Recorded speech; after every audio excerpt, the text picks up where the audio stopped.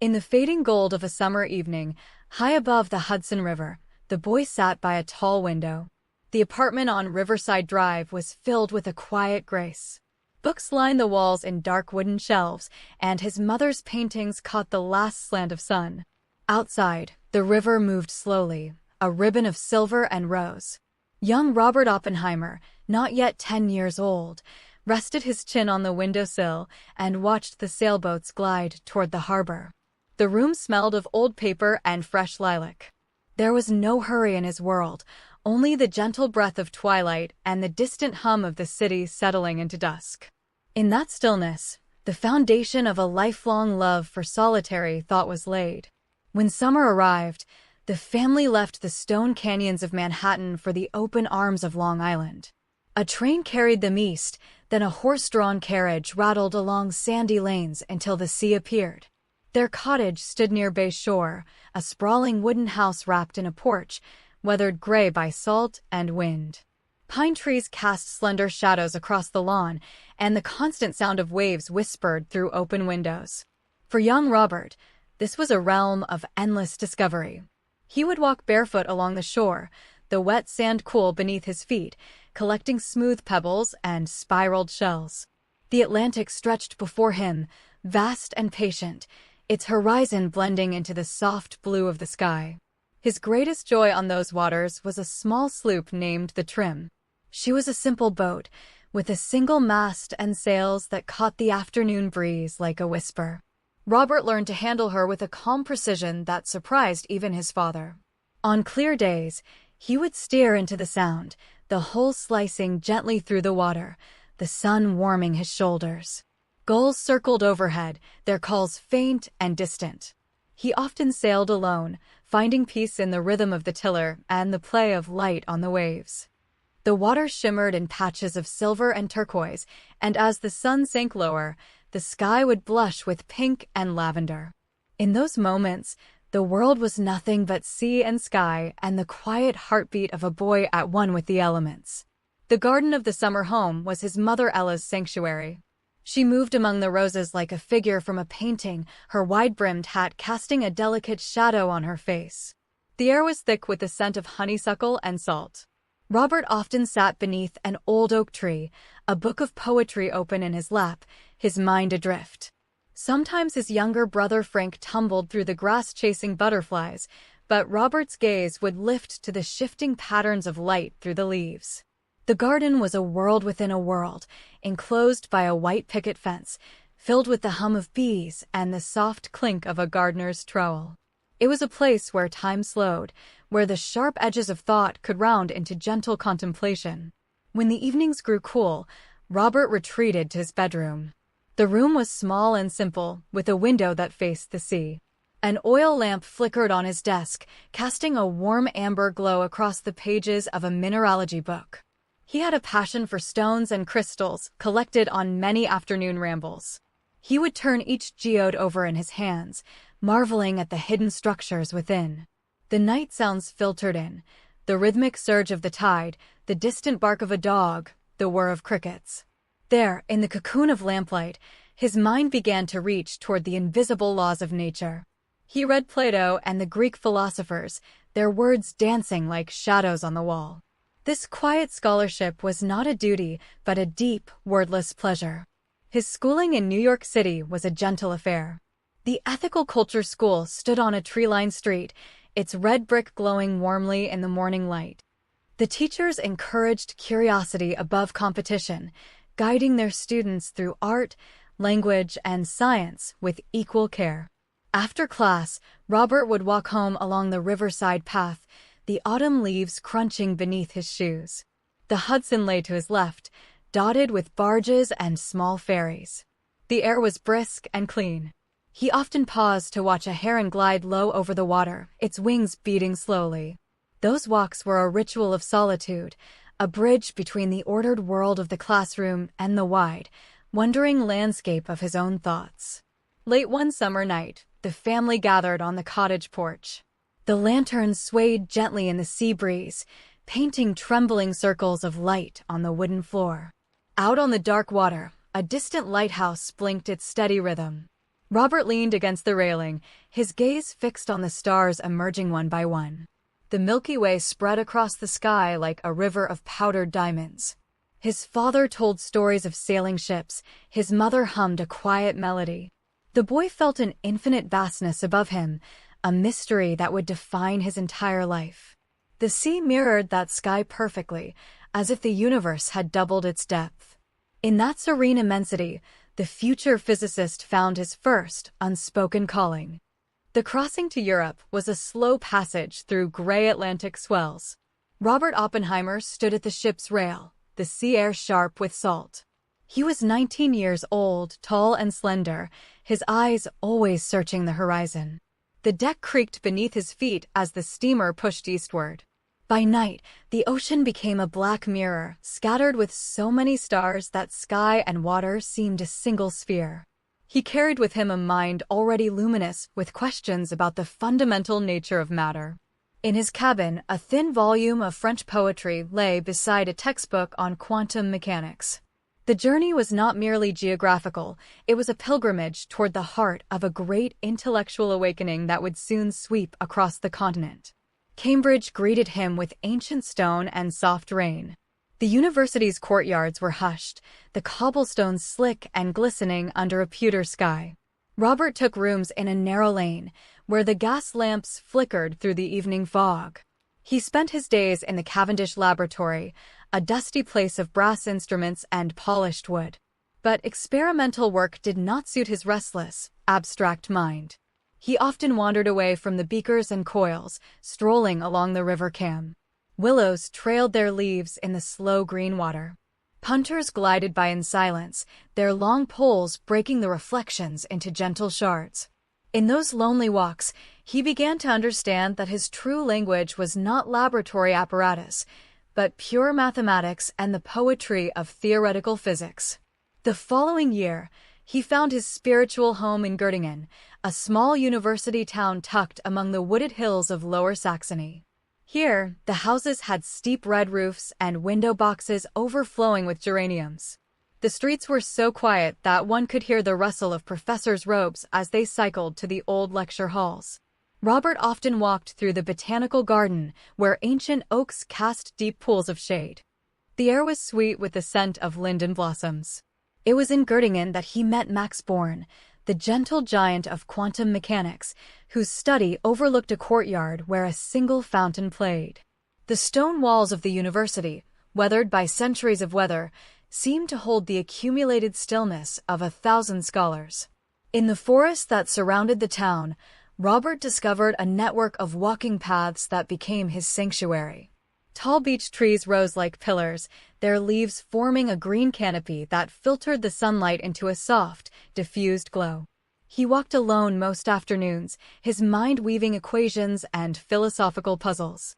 Sometimes he would pause by a small stream, watching the water slip over moss-covered stones. The only sounds were the rustle of leaves and the distant call of a wood dove. Here, far from the noise of the world, he shaped his doctoral dissertation. The forest gave his thoughts a quiet architecture. The periodic crunch of his footsteps on gravel became a metronome for the subtle rhythms of wave functions and spectral lines that danced behind his eyes. The old library of Göttingen was a cathedral of silence. Its reading room soared upward in a gentle arch, with tall narrow windows that let in a dusty, golden light. The wooden tables stretched like quiet rivers, each one holding a green glass lamp and a scholar bent over a leather-bound text. Robert spent countless hours there, his long fingers turning pages with infinite care. The smell of aged paper and beeswax filled the air. He studied the works of Niels Bohr and Werner Heisenberg, who had themselves stood in this very room a decade before.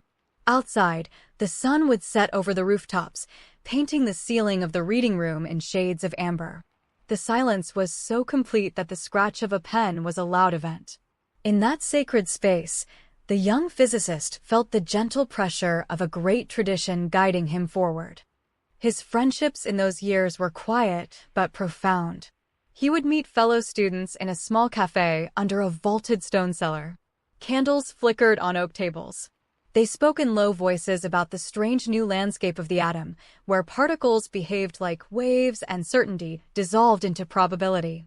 The air was thick with pipe smoke and the aroma of strong coffee. Sometimes, Paul Dirac, a thin, silent genius, would join them, speaking only a few precise sentences. Robert admired Dirac's crystalline clarity. After these gatherings, Robert would walk home through the dark medieval streets, the stars sharp and cold overhead. The ancient timber-framed houses leaned together like whispering elders. The night was so still that he could hear the distant church bell tolling the hour. Spring arrived in a flood of apple blossoms and soft rain.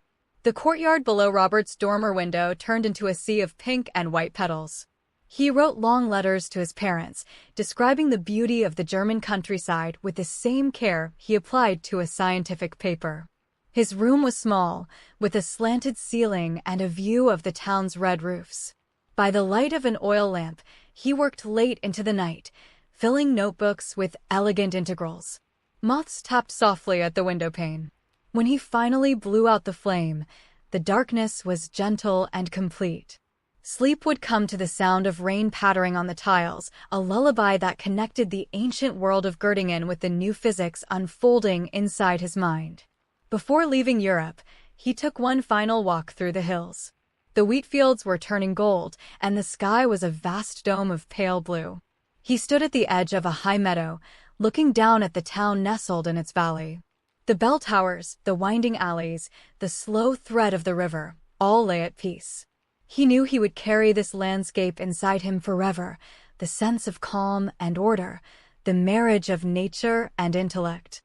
As a light breeze stirred the grass, he silently promised himself that whatever work lay ahead, he would strive to keep that inner stillness alive. The old world had given him not just knowledge, but a way of being in the world, a harmony he would need in the wild, open spaces of his future. Far from the green hills of Germany, there lay a high desert plateau in the mountains of New Mexico. The mesa rose above the Rio Grande Valley, a flat-topped expanse covered in pinyon pine and juniper. The air was thin and dry, smelling of sun-baked earth and sage. When Robert Oppenheimer first visited this place as a young professor, he knew he had found something extraordinary. The sky here was a deeper blue than he had ever seen, immense and cloudless. The silence was not an absence of sound but a presence in itself, a vast listening quiet broken only by the whisper of wind through the pines. Here, a boys' school had once stood, its simple wooden buildings scattered among the trees. It was called Los Alamos, a name that meant the cottonwoods. In the late autumn of 1942, the mesa transformed into a secret town. Oppenheimer returned with a weighty purpose, but he chose to see the beauty in the necessity. The old school buildings, with their stone chimneys and log walls, became the nucleus of a new laboratory. Workers erected humble apartments, dormitories, and a central lodge of ponderosa pine. They built modest laboratories painted in the soft green of the surrounding forest. Oppenheimer insisted that everything remain as close to the land as possible. He walked the muddy streets as the cleanup continued, his pork pie hat shading his eyes from the high-altitude sun. The distant Sangre de Cristo Mountains stood like silent guardians, their peaks often crowned with the first snow, even as the valley below stayed warm and golden. His own cottage was a small cabin perched on the edge of the mesa. It had a stone fireplace and a porch that faced east, toward the sunrise. In the early morning, before the work of the day began, Robert would step out with a cup of black coffee and watch the light spill over the mountains. The desert floor, far below, would transform from purple to rose to gold.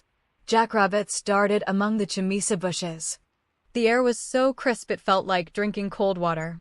He often stood there alone for long minutes, gathering his thoughts. The view was a daily reminder of something vast and eternal, a counterpoint to the intense, invisible forces he was learning to unleash. In the quiet of those dawns, he reaffirmed his belief that science and natural beauty could coexist. The heart of the community was Fuller Lodge, the old school's dining hall. Its high-beamed ceiling and great stone hearth made it a place of warmth. In the evenings, the lodge filled with the low murmur of conversations. Scientists and their families gathered for meals, the clinking of plates as soft music. Children ran beneath the heavy pine tables. After dinner, people lingered by the fire, discussing not just physics but poetry, music, and the wildflowers that bloomed after the summer rains. Oppenheimer often sat at a corner table, a book of Baudelaire or the Bhagavad Gita beside his plate. He had learned Sanskrit to read the Gita in the original, finding in its verses a calm that mirrored the desert sky. Beyond the fenced perimeter, the land stretched in all directions in a panorama of untouched wilderness. On Sunday afternoons, Oppenheimer would ride his horse, a strawberry roan named Crisis, along the steep trails that wound through the canyons. The pinyon trees gave way to sheer rock walls painted with the streaks of ancient minerals. The only sounds were the soft thud of hooves on clay and the occasional cry of a hawk circling overhead. He would often ride to a high point known as Deer Trap Mesa, where he could see the whole valley and the ribbon of the Rio Grande glinting far away. In that immense space, the tensions of the project fell away. The desert reminded him of the sea he had loved as a boy, both vast, both echoing a profound and patient silence. The seasons on the mesa were subtle but beautiful. In spring, wildflowers appeared in the smallest crevices, Indian paintbrush, lupin, and delicate mariposa lilies. The air grew sweet. Summer brought thunderheads that piled up in the eastern sky like great cathedrals of vapor, followed by brief, drenching rains that made the pine needles glisten. Autumn was the gentlest time, when the aspens in the high country turned a shimmering gold and the light itself seemed to thicken into honey. Winter laid a quiet blanket of snow over everything. The laboratory buildings stood in a hush, their chimneys sending up lazy ribbons of smoke. Oppenheimer loved the winter best because the snow absorbed all sound, leaving a perfect, crystalline silence in which only his thoughts existed. At night, the mesa became an astronomer's dream. Without city lights for 100 miles, the Milky Way poured across the sky like a river of luminescent mist. Oppenheimer often walked the unpaved road behind his cabin after midnight, his hands in his pockets, his face tilted upward. The stars were so numerous they seemed to brush the tops of the pines. He could pick out constellations and planets with an amateur's knowledge, but he was not thinking of celestial mechanics. He was pondering the strange duality of his work, the act of creation and the possibility of destruction. Yet in that silent, starlit darkness, such thoughts did not torment him. They simply lay in his mind like the stones he had collected as a child, something to be turned over and examined coolly, without panic. The mesa itself had an ancient story. The ground beneath his feet was volcanic tuff, carved by wind and water over millennia. Ancestral Pueblo people had lived in the nearby canyons, leaving behind dwellings tucked into cliffs. On a few rare days off, Oppenheimer and a friend would explore these remnants, touching the cool stone of ancient walls. The swallow nests were still tucked into the niches. The silence of those ruins was deeper than anything he had ever known, a silence that had endured for centuries. Standing there, he felt the brief flicker of human history against the slow turn of the earth. It gave him perspective. Whatever came next, the mesa would remain, holding its secrets under the endless New Mexico sky. The daily rhythm on the mesa was one of focused calm. As the sun rose over the mountains, casting long shadows through the pine needles, the laboratory gates opened to a community moving with shared purpose. Scientists in civilian clothes, tweeds and slacks, many still wearing hats, walked along the gravel paths. The air was cool and sharp. Oppenheimer would leave his cabin and stroll toward the tech area, pausing to greet colleagues with a quiet word or a slight smile. He was no longer merely a professor. He was the director of a fantastical enterprise, yet he moved without hurry. The burden he carried was immense, but his demeanor remained gentle, his voice a soft, measured tenor that invited trust rather than demanded it. The tech area was a cluster of green-painted wooden buildings, surrounded by a simple wire fence. Inside, the walls were bare, the furniture minimal. Blackboards covered every available surface, dense with equations in white chalk. The air smelled faintly of pipe tobacco and ink. Here, Enrico Fermi would sketch reactor designs with a quiet Italian elegance.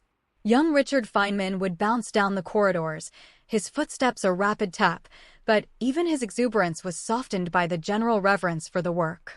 Oppenheimer moved among them like a ghost, pausing to look at a calculation, offering a suggestion so precise it often reshaped an entire line of thought. There was no shouting, no dramatic confrontations. The work progressed through an unending chain of small, whispered revelations. His office was a modest room with a window overlooking a patch of wild grass. The desk was cluttered with papers, but a single vase often held a fresh cutting of sage or a few columbines, placed there by his secretary. The light that fell through the window was clean and white, the high-altitude sun of northern New Mexico. Oppenheimer often stood at the blackboard, a piece of chalk held between his thin, long fingers, drawing circles and arrows that described the hidden dance of neutrons. When a difficult problem exhausted his mind, he would turn to the window and watch the clouds drift past the peak of nearby Pine Mountain. That view restored him. In the quiet of his office, he made decisions that affected thousands, but he made them with the same calm deliberation he had once applied to the verses of the Gita. At midday, the mesa took on a lazy, sun-drenched quality. People retreated to their cabins for a simple lunch. Oppenheimer often sat on his porch with his wife Kitty, a botanist who had found solace in the desert flora. They spoke little, listening instead to the buzz of insects in the chamisa. The heat of the day was never oppressive because the altitude kept the air light. Sometimes their daughter, a small child named Tony, played with pebbles in the dust. The scene was one of stunning ordinariness, a family suspended in a pocket of peace while the world beyond was locked in war. These domestic interludes were vital to Oppenheimer. They reminded him that the end goal was not merely to split the atom, but to preserve a world where children could dig in the dirt and know no fear. The afternoons were for colloquia and group discussions. In a long, low wooden hall, the minds of the project gathered. The light filtered through simple casement windows, catching the drifting motes of chalk dust. Oppenheimer would sit in the front row, his hands folded, his head slightly bowed as if in prayer. His concentration was legendary. If a speaker faltered, he would interject with a quiet accuracy that made the solution seem obvious. Yet he never humiliated anyone. His corrections were acts of guidance, not ego.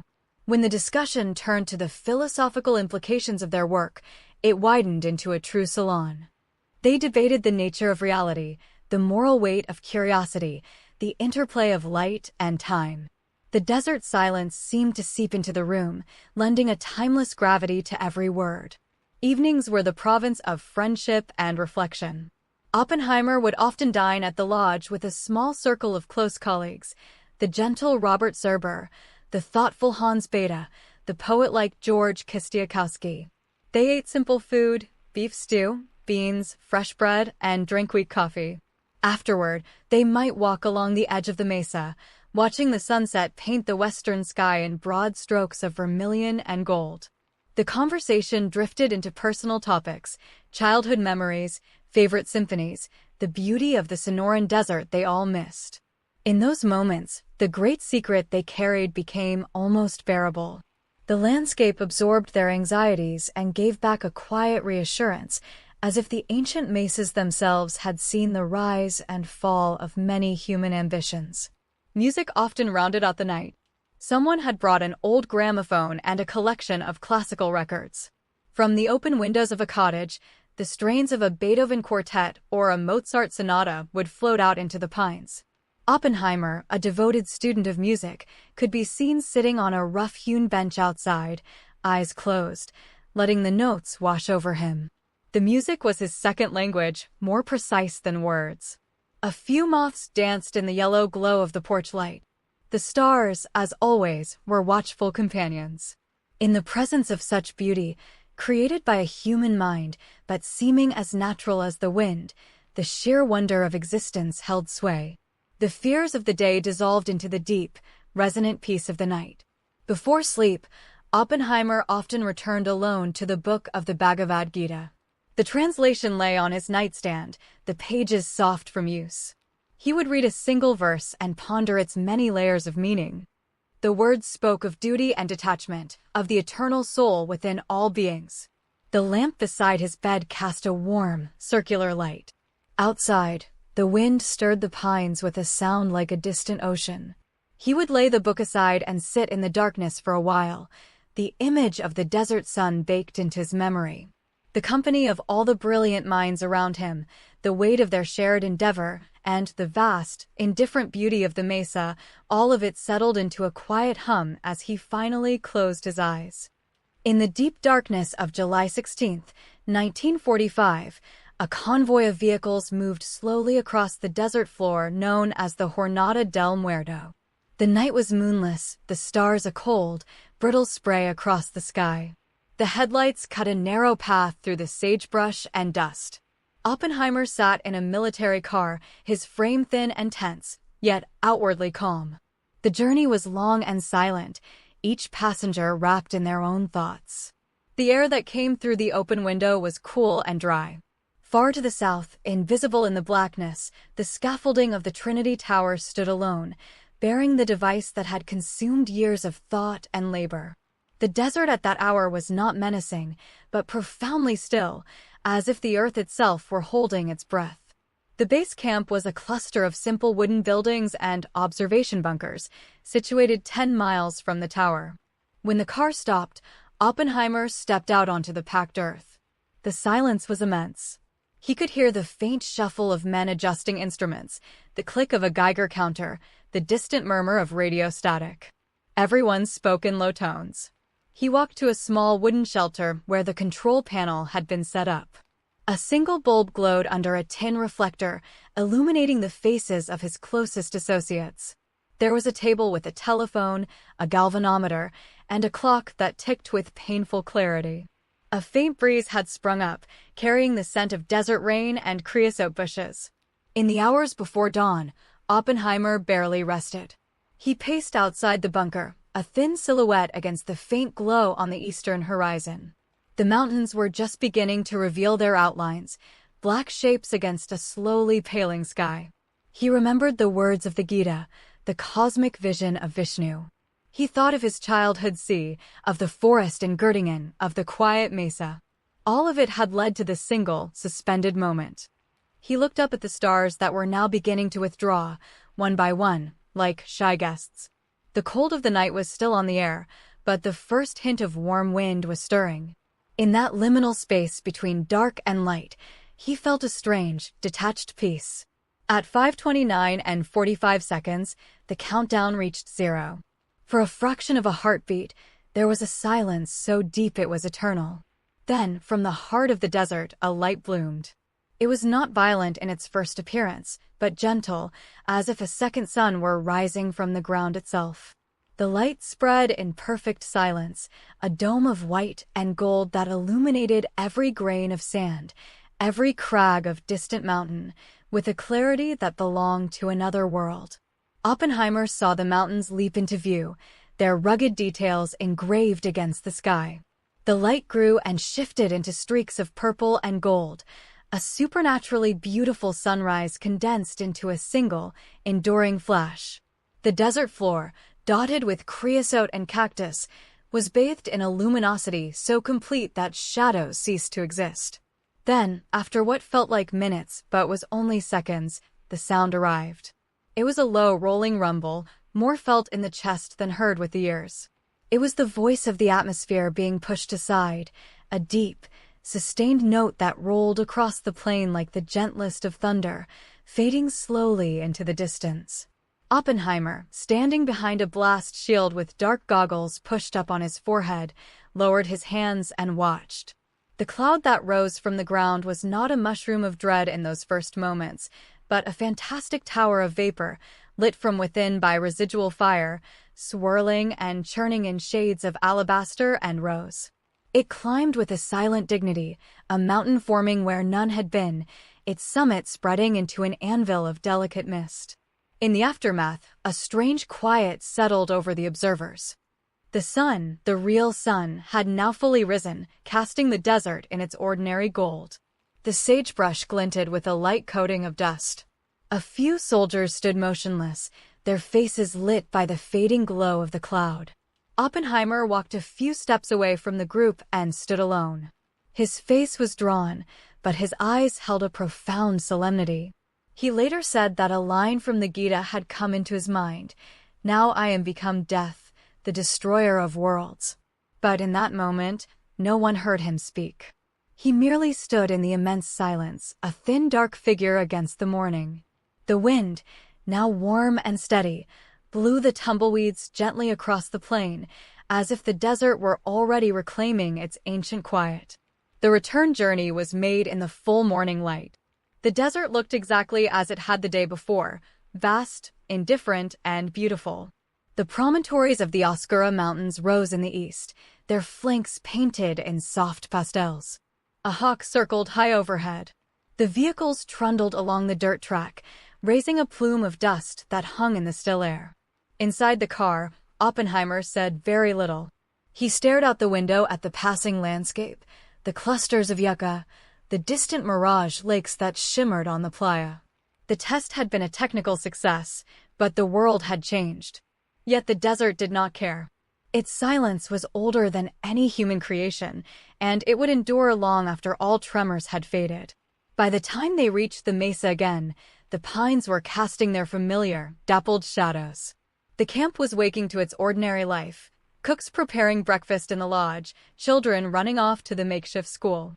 Oppenheimer climbed the steps of his cabin and turned to look back at the open sky. There was no trace of the morning's event, not a wisp of cloud to mark the spot. Only the memory lived in the minds of those who had seen it.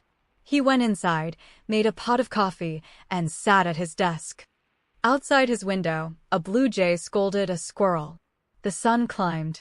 The desert had held its ground, and the quiet rhythms of daily life, gentle and eternal, continued without pause. In the years after the war, Oppenheimer returned to the world of calm contemplation. He became the director of the Institute for Advanced Study in Princeton, New Jersey, a place designed for pure thought. The institute sat on a vast expanse of green meadow, bordered by a forest of old oaks and maples. Its buildings were simple and red brick, with tall windows that let in the soft eastern light. There were no laboratories here, no classified projects, only the quiet scratching of pens and the turning of pages. Oppenheimer lived in a comfortable house on the edge of these woods, a white colonial with black shutters, surrounded by a garden of his own design. The air was mild and often carried the scent of freshly cut grass and distant wood smoke. The Institute woods became his daily retreat. A network of paths wound through the old-growth forest, past a small, placid pond and over wooden footbridges. Oppenheimer walked there every afternoon, sometimes alone, sometimes in the company of a fellow scholar like Albert Einstein. The two old friends made a striking pair, Oppenheimer slender and angular, Einstein with his halo of white hair, both moving slowly under the canopy of leaves. They spoke of cosmology, philosophy, and the nature of time. The forest absorbed their words. Birdsong echoed through the branches. The gentle splash of a frog jumping into the pond punctuated their silences. In these woods, the immense pressures of the past decade felt softened, absorbed into the loam like rain. His study was a room of profound simplicity. A large mahogany desk faced a window that looked directly into the branches of an ancient maple tree. Throughout the seasons, that tree became a living calendar. In spring, a haze of tender green buds. In summer, a dense, rustling canopy that dappled the room in cool shade. In autumn, a blaze of scarlet and gold that seemed to set the very light on fire. And in winter, bare limbs traced delicate calligraphy against a slate-gray sky. Oppenheimer sat at that desk for hours, pipe in hand, writing essays on the relationship between science and society. The smoke curled lazily toward the ceiling. The only sound was the scratch of his pen and the soft tick of a mantel clock. Here, he was at peace. The garden he planted was a place of deliberate beauty. He chose flowers for their colors and fragrances, lavender, hydrangea, and climbing roses that framed the doorways. There was a small stone patio where he and his wife Kitty would sit on summer evenings, watching the fireflies blink in the twilight. The garden was not wild like the desert mesa, but ordered and calm, a classical retreat. The sound of water from a small stone fountain added a sense of coolness. Sometimes he would bend to pull a weed, the soil cool on his fingers. This contact with the earth grounded him. The desert had taught him to love vast, open spaces, but the garden taught him the joy of a contained, tender world. At the institute, his office overlooked the great lawn, where deer often grazed at dawn. His role was not to direct research, but to foster an atmosphere of intellectual serenity. He organized small seminars in a wood-paneled room, where the morning light illuminated the expectant faces of young mathematicians and physicists. He spoke in his soft, measured voice, choosing words with the care of a poet. The war was never mentioned here. Instead, they explored the symmetries of particles, the puzzles of the cosmos, the elegant dance of numbers. The quiet hum of the institute was like a monastery devoted to curiosity. In that sacred space, Oppenheimer found a new purpose, not to unlock nature's destructive power, but to cultivate the wisdom to understand it. Evenings were a ritual of music and reading. Oppenheimer had a fine collection of classical records, and the sound of string quartets filled the living room after dinner. He would lean back in his armchair, eyes half closed, letting the intricate harmonies wash over him. A single floor lamp cast a warm circle of light on the Persian rug. Outside, the woods descended into darkness. In this domestic calm, he embraced a slower pace of life. His daughter and son now growing, the house was often filled with the sound of youthful laughter, a balm to any lingering shadows. He read deeply the Upanishads, Proust, the poems of John Donne, finding solace in the age-old voices that had accompanied him since his Long Island childhood. In the warm months, he would sometimes travel back to the desert, to a small ranch he kept near the Pecos wilderness. There, the landscape opened up again, and he could ride a horse through the pinyon pines just as he had done at Los Alamos. But he always returned to the green sanctuary of Princeton. One October afternoon, when the maple outside his window was a brilliant crimson, he sat in his study watching a single leaf spiral slowly to the ground. The air was cool and sharp. The war and the bomb were decades behind him now, yet he felt no regret or triumph, only a deep, encompassing stillness. He had lived at the edge of a great mystery, and now he was content to simply sit and watch the leaves fall. Late at night, long after the house had gone to sleep, Oppenheimer would step outside onto the patio. The garden was silver and shadow under the moon. The fountain had been turned off, and the silence was complete, save for the distant hoot of an owl. He would look up at the stars, the same stars that had presided over the Long Island Sea, over the forests of Göttingen, over the desert mesa. They asked for nothing and promised nothing. In their ancient light, he found the same peace he had always sought, the peace of a mind that had walked through fire and emerged, not broken, but more holy itself. The night air was cool on his face. He breathed deeply, turned, and went back inside, leaving the garden to the silence and the steady, gentle turning of the earth.